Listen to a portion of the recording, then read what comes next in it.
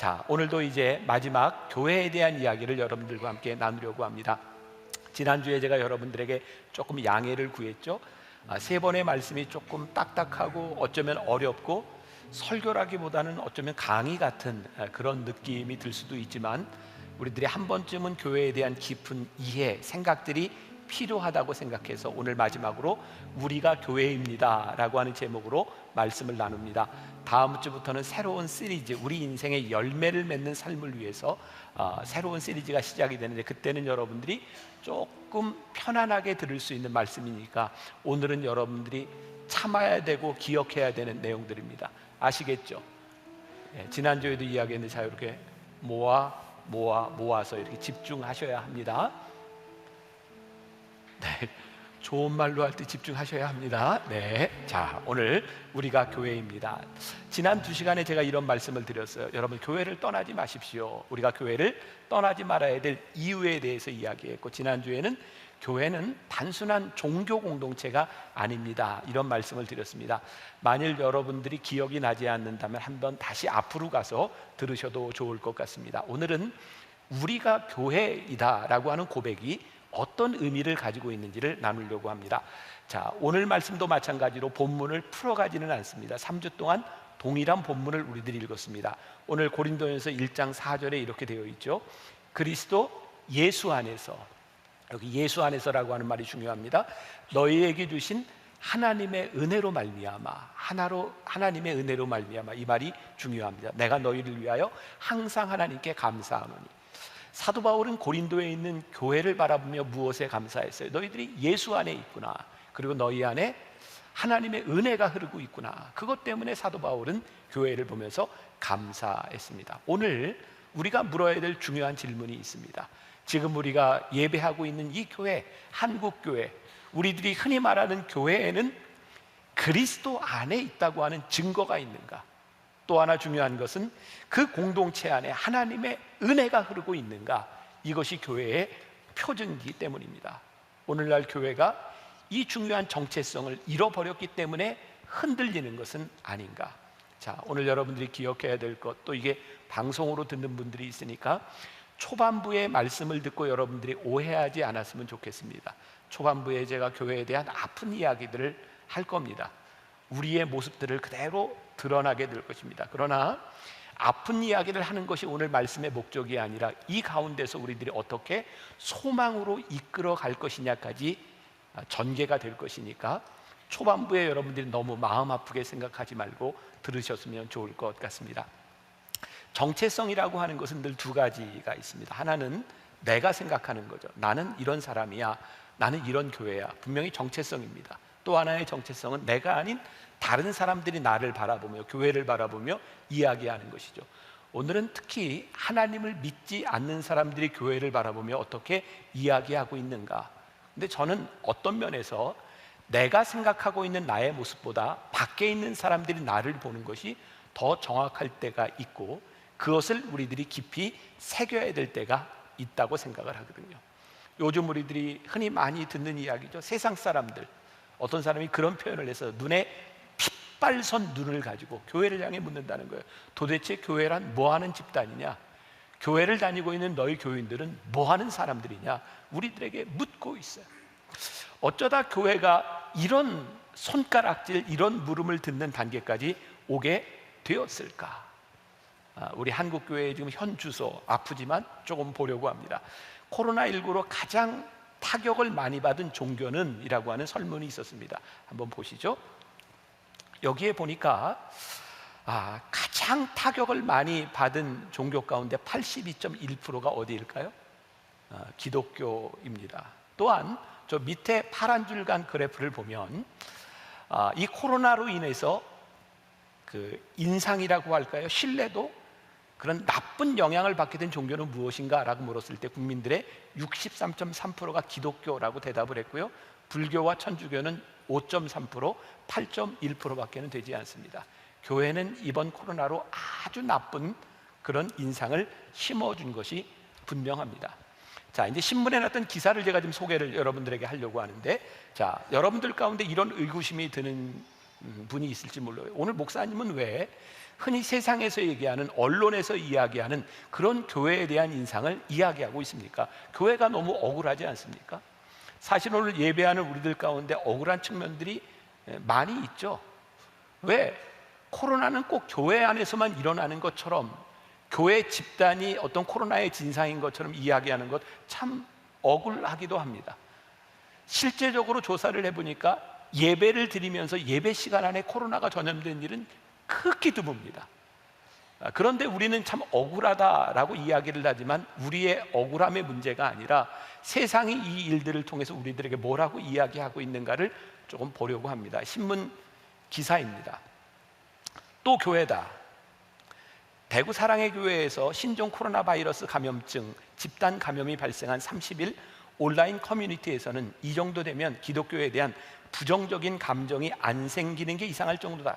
이제는 기독교인이라고 하면 색안경을 끼고 보게 된다는 반응이 쏟아졌다.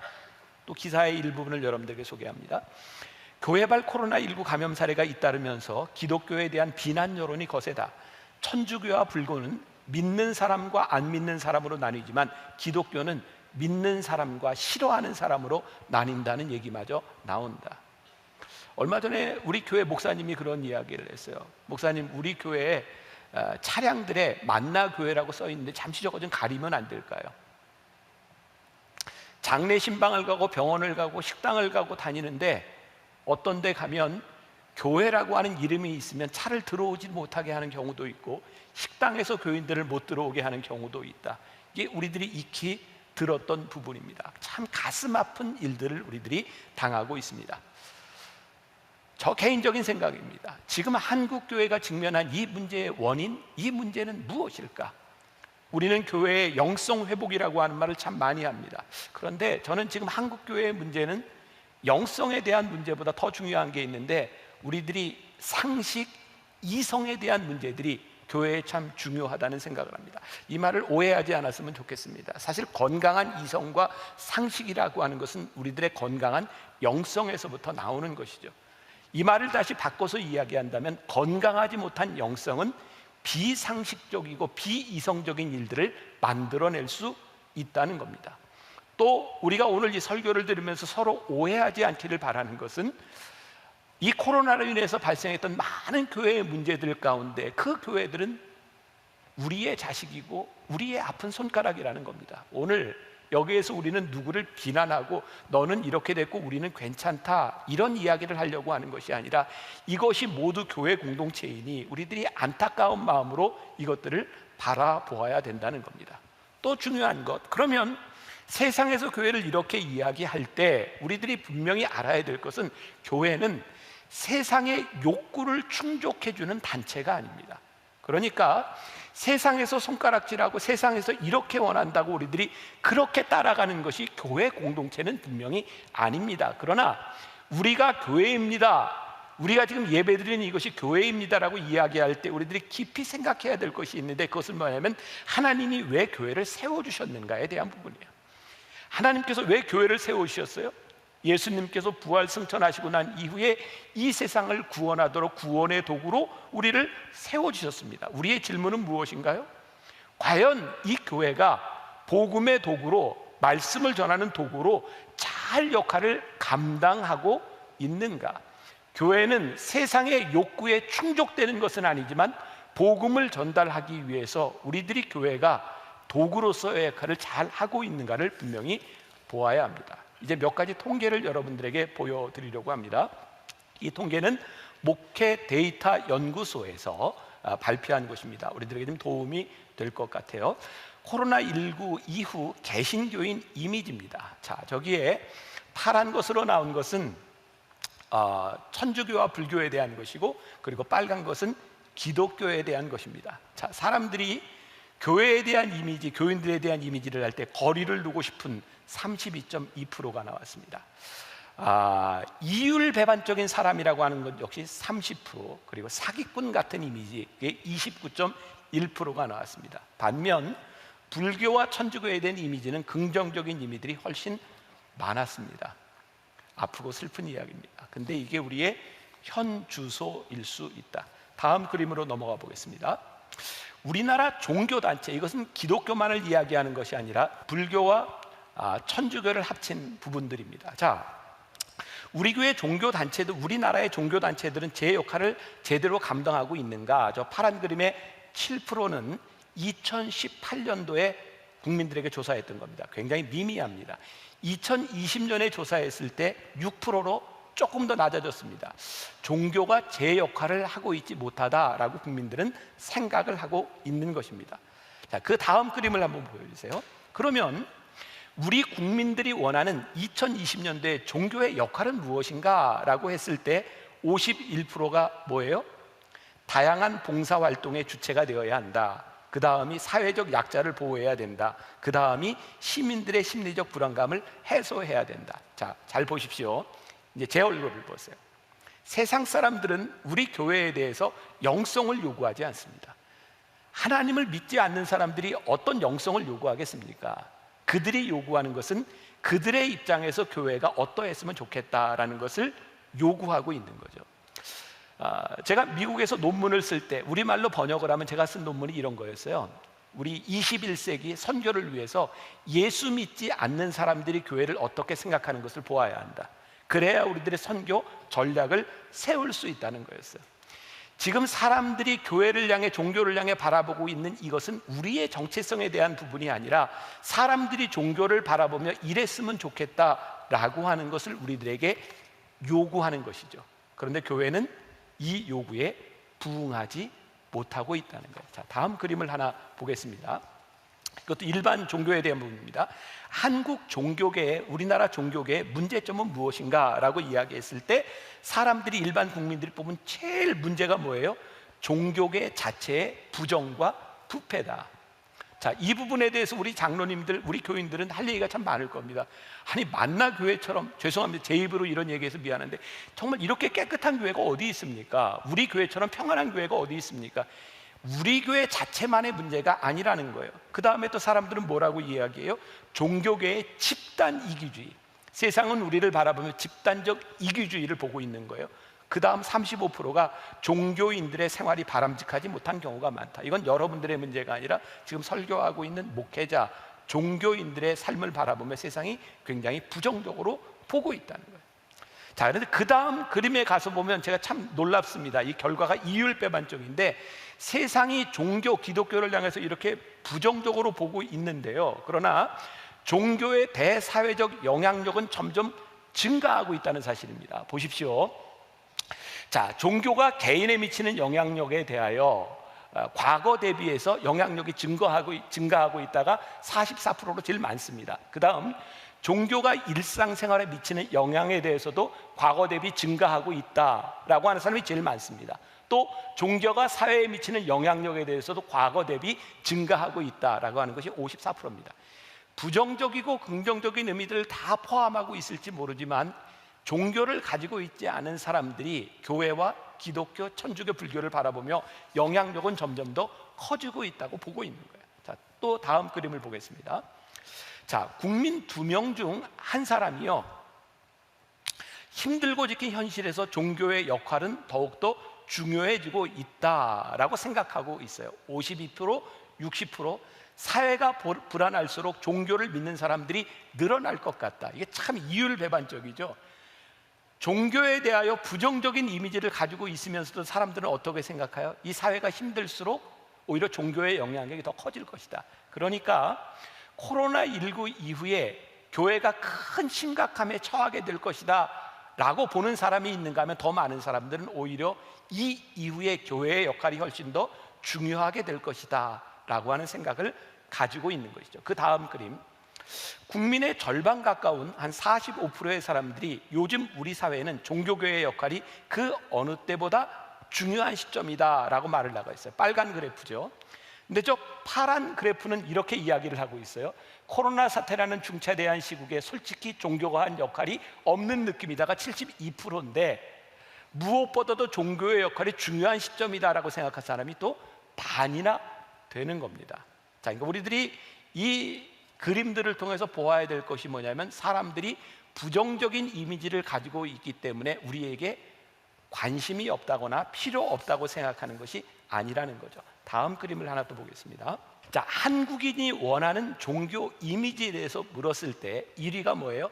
성숙한 인격, 종교인에 대한 이미지, 여러분들이 얘기하는 게 저 같은 사람. 두 번째, 높은 도덕성. 세 번째, 높은 사회봉사율, 기부율을 원하고 있어요. 다시 이야기합니다.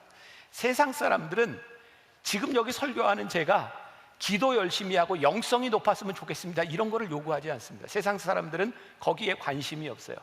세상 사람들의 눈에는 여기 설교하는 목사가 어땠으면 좋겠어요? 성숙한 인격을 가지고 높은 도덕성을 가지고 사회를 향하여 뭔가 공헌하는 사람이 되었으면 좋겠습니다 라고 세상은 저를 향해서, 많은 목회자들을 향해서 그렇게 바라고 있는 거죠. 또 요번에 코로나19가 우리로 하여금 이 정치와의 관계를 많이 생각하게 했는데, 그 다음 그림에 가서 보면 또 이렇게 물었습니다.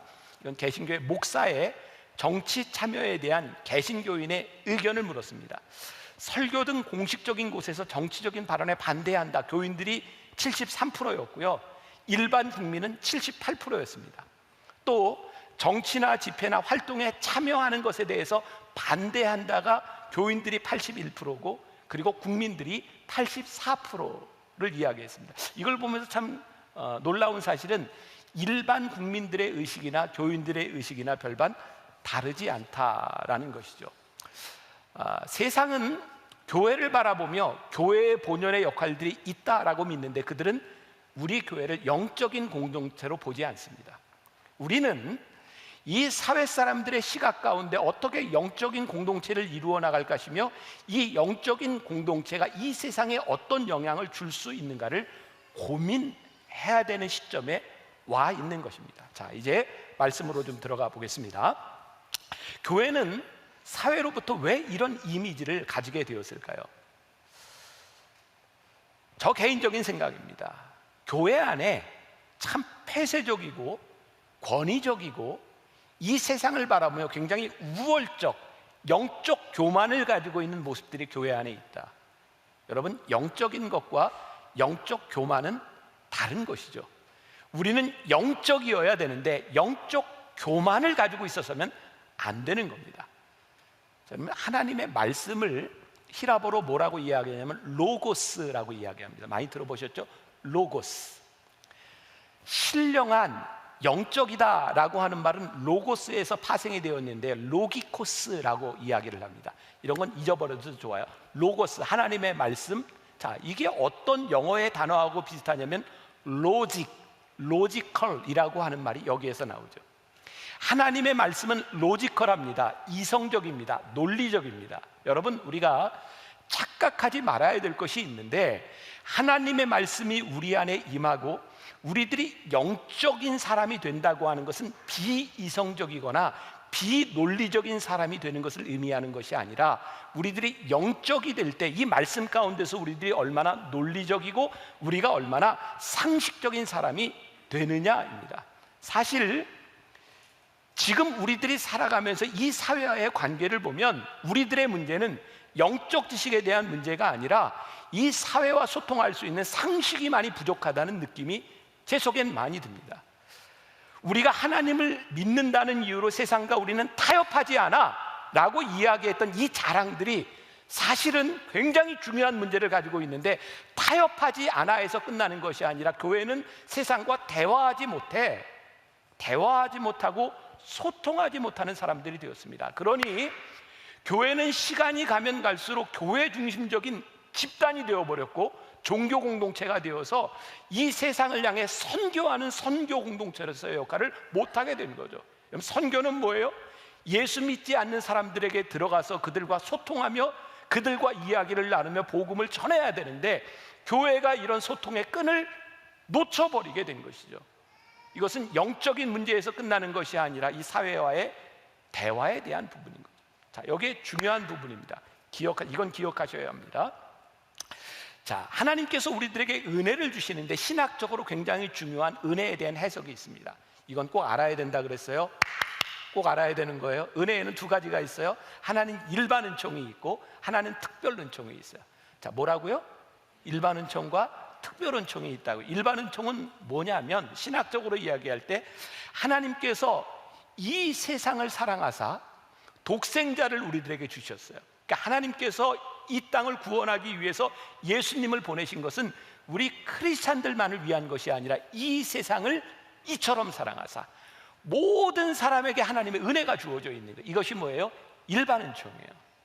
그런데 이 일반 은총이 어떻게 특별 은총으로 변하냐면, 보편적 은총이 내가 주님을 믿습니다, 주님 나를 부르셨습니다, 그 부르심 가운데 나아가게 될 때 그 일반 은총이 나에게 특별 은총으로 다가와요.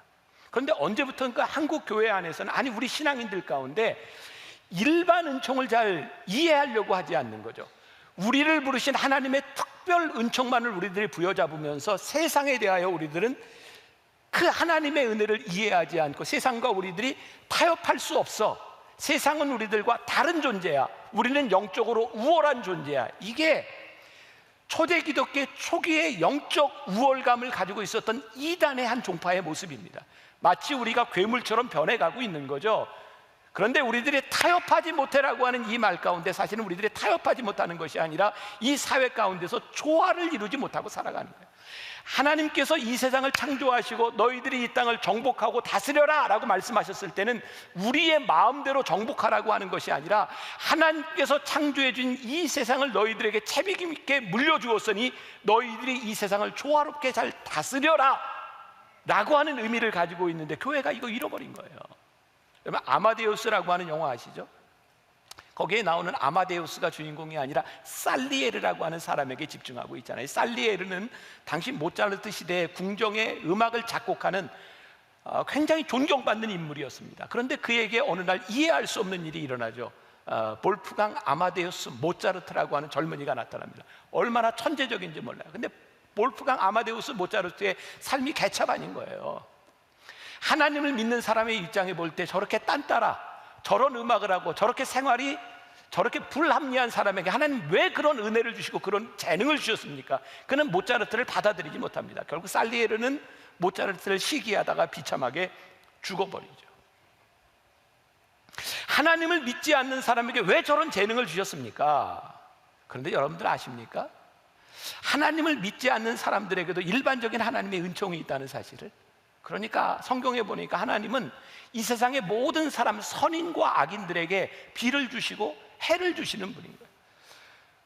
우리들이 참 받아들이지 못한 것이 그런 거잖아요. 세상에 처 사람들, 예수도 안 믿고 저렇게 살아가는 사람이 왜 우리보다 돈도 더 잘 벌고, 우리보다 인격적으로 더 훌륭하고, 아니 하나님을 믿는 사람보다 왜 저 사람이 더 훌륭해야 돼? 우리는 영적 교만함을 가지고, 영적 우월감을 가지고 세상과 잘 이렇게 타협하지 못하고 살아가는 거죠.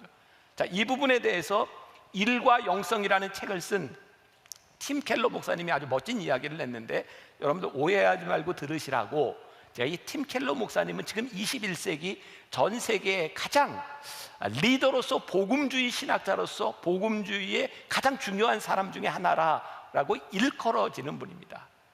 자, 그 복음주의 신학자였던, 그 목사였던, 뉴욕의 리디머 교회의 목사였던, 맨하탄의 교회를 개척하고 부흥을 시켰던 이 목사님의 일과 영성이라는 책에 나오는 이야기를 조금 읽어드리겠습니다. 예수님을 믿지 않는 이들과 세상을 섬기는 일에 힘을 모을 수 있다면 더할 나위 없이 든든한 발판이 될 것이다. 남들과 함께 어울려 일하는 크리스천들에게서는 겸손과 협력과 진중한 도전이 두루 나타나야 한다.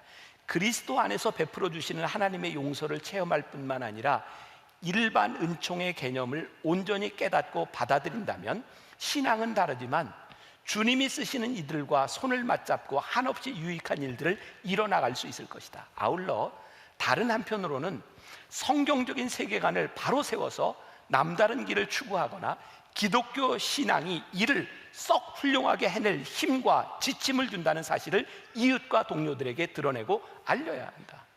그러니까 우리들이 복음주의라고 하는 것은 뭐냐면, 하나님이 만드신 이 세상 가운데서 아직 하나님을 알지 못하는 사람들과 우리들이 어떻게 조화롭게 잘 살아갈 것이냐, 그리고 그 조화로운 삶 가운데서 하나님을 믿는 우리들이 얼마나 훌륭하게 하나님의 사람으로서의 인격과 신앙을 가지고 살아가느냐에 대한 감동을 줄 수 있는 사람이 될 때 크리스찬으로서의 올바른 삶의 모습이 있는 것이죠. 근데 우리들 이거 잃어버린 겁니다. 자, 이제 우리가 교회입니다 라고 하는 이 말 가운데서 우리들이 진지하게 우리 지금 이 시간 가운데 우리들이 부흥을 갈망하며 우리들이 어떤 태도로 우리들의 신앙생활을 해야 될까? 부끄러운 일이지만 한국 교회의 현주소 부끄럽습니다. 이 시대에 크리스찬도로 살아가는 것이 쉽지 않습니다. 그런데 이 부끄러움은 기억하십시오. 본질적인 우리 교회의 모습이 아닌 거예요. 복음의 모습이 아닌 거예요. 이 본질과 이 본질적인 교회의 모습을 왜곡한 우리 시대의 자화상이고 우리들이 신앙을 잃어버린 우리의 모습 가운데서 드러나는 부끄러움이죠. 제가 몇 주 동안 기록문화연구소라고 하는 곳에 나온 이야기를 여러분들에게 소개해드리고 있습니다. 지금은 세상을 떠난 영국의 마틴 로이드 존스 목사님, 그분이 20세기의 영적 지성으로 불리우는 분이죠. 그분이 이런 이야기를 했습니다. 지금 이 시대에 주어지는 메시지가 있다면 지금은 노래할 때가 아니라 물어야 할 때다. 마틴 로이드 존스 목사님의 글을 제가 그대로 조금 인용해 보겠습니다. 부흥은 되살리는 것입니다. 무언가 되살아났다고 말할 때 거기에는 생명을 가진 무언가가 이미 있었다는 뜻이 담겨 있습니다. 그런데 그 생명이 쇠약해지고 시들기 시작하다가 거의 꺼지기 직전에 이릅니다. 교회의 역사는 오르막길과 내리막길이 있는 역사입니다. 내리막길에 있을 때에 교회의 생명과 활력의 표시가 거의 나타나지 않습니다. 그런 때의 사람들은 이젠 죽었어, 끝났어 라고 말합니다. 지금 우리가 살고 있는 이 시기의 사람들은 우리를 보며 이젠 끝났어 라고 말하지 않습니까? 그러나 아직 끝나지 않았습니다. 교회의 역사에 내리막길만 있는 것이 아닙니다. 끝났다고 여겨지는 그때 부흥의 불꽃을 발견하게 됩니다. 그것은 인간의 이해를 뛰어넘습니다. 전적으로 하나님의 역사입니다. 부흥이 일어나면 교회는 다시 오르막길로 올라갑니다. 이것이 교회사를 통해 본 교회의 역사입니다. 부흥은 그 생명을 일깨우고 자극해서 다시 밖으로 끌어내는 일을 의미합니다. 부흥은 교회의 삶에 비상한 은총과 활력이 다시 나타나는 것입니다. 부흥이란 신자들의 생명이 회복되는 것입니다. 죽어가는 무기력한 교회가 깨어나며 활기를 되찾고 생명의 기운이 솟아나는 것입니다. 저는 교회 역사를 공부하고 2000년 교회 역사를 바라보며 지금 한국 교회의 현실보다 더 암울했던 때가 2000년 역사 가운데 있었던 것을 보게 됩니다. 놀라운 일은요, 하나님은 하나님의 방법을 통해 교회를 살리셨고 하나님의 역사를 지속해 가고 계시고 교회가 어렵고 타락하고 끝났다라고 이야기할 때마다 새로운 부흥의 역사를 만들어 내신 분이십니다. 오늘날 교회가 최우선순위로 삼아야 할 것이 있습니다. 우리의 무기력함을 인정하는 것입니다. 하나님, 오늘 우리는 너무 무기력합니다. 우리는 진짜 아무것도 할 수 있는 것이 없습니다. 오늘 진지하게 하나님 앞에서 우리의 모습을 내어놓고 회개하고, 하나님, 언제부터인가 우리들이 이 세상 가운데서 영향력을 잃어버렸습니다. 마틴 로이드 존스 목사님의 이야기를 조금 더 인용합니다. 여러분, 하나님에게서 멀어진 것을 애통해하며 마지막 울어본 적이 언제입니까? 지금 우리 중에는 우는 법을 잃어버린 사람들도 있습니다. 하나님의 영광을 느끼고 너무 기뻐서 울어본 적, 그 순전한 기쁨 때문에 마지막으로 울어본 적이 언제입니까? 하나님의 영광을 갈망하며 울어본 사람은 잃어버린 영혼을 위해서도 울 수 있습니다. 잃어버린 영혼에 대한 부담이 없는 사람은 참으로 절박하게 기도할 수 없습니다. 참으로 소망하고 기대하면서 기도할 수 없습니다. 우리는 기도하고 또 기도해야 합니다. 참된 기도는 하나님을 인식할 때, 거룩하신 하나님 앞에 선다는 것이 무엇인지 알게 될 때, 그의 거룩한 이름과 그의 일에 열심을 품기 시작할 때, 사람들의 영혼의 상태를 보고 부담을 느낄 때에만 나올 수 있는 것입니다. 그때, 오직 그때에만 우리는 참된 기도를 드리게 됩니다. 저는 지난주에 보았어요. 우리가 몇 달 만에 예배를 드리며 그냥 교인들이 와서 얼굴들을 보고 감사하고 기쁘고 좋아서 울었어요. 하나님, 이것입니다. 우리가 목말라 했던 그때를 생각하며 하나님 앞에 예배하며 우리들의 울음들이 회복되는 일입니다. 그렇게 보니까 지난 몇 달 동안 우리들이 예배를 드리지 못했던 이 일들이 하나님이 우리로 하여금 하나님께 목말라 하고 예배를 목말라 하고 우리들을 영적으로 소성케 하는 그런 시간들을 우리들에게 주고 계시다는 거예요. 부흥이 오기 전에 필연적으로 변함없이 나타나는 현상은 하나님을 목말라 하는 것입니다. 그렇습니다. 부흥의 때가 오고 있는 것입니다. 우리가 오늘 이 예배를 사모하며 이전에 나오는 그 목마름으로 인해 하나님께서 우리들에게 부흥을 일으켜 주실 것이라고 우리들에게 말씀하고 계시는 겁니다. 목마름, 살아계신 하나님을 아는 지식에 대한 타는 듯한 목마름을 느끼며 그의 행하심과 나타나심과 일어나는 원수를 흩으시는 능력을 보고자 하는 불타는 소원을 느낍니다. 오늘 말씀의 제목을 우리는 교회입니다 라고 했어요. We are church라고 하는, 우리는 교회입니다라고 하는 운동이 미국에서 일어났어요. 프레이스 첸이라고 하는 목사님은 아주 젊은 나이에 코너스턴 교회라고 하는 교회를 개척하고 수년 안에 5,000명이 넘는 굉장히 영향력 있는 설교자로서 유명한 목사님이 되었습니다. 그런데 그분이 어느 날 갑자기 다 모든 것을 내려놓고 선교사로 나갔습니다. 그리고 그분이 돌아와서 We are church, 우리가 교회입니다 라고 하는 운동을 벌이기 시작했어요. 계기가 있었습니다. 이분의 교회가 막 부흥하고 사람들이 세례를 받고 이제 침례를 주는 교회였는데 어떤 갱단 출신의 한 청년이 침례를 받았답니다.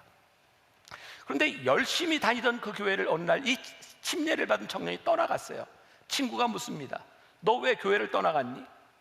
너 왜 코너스턴 교회에 나오지 않니? 그 아이가 이렇게 말을 합니다. 전 교회를 이해하지 못했어요.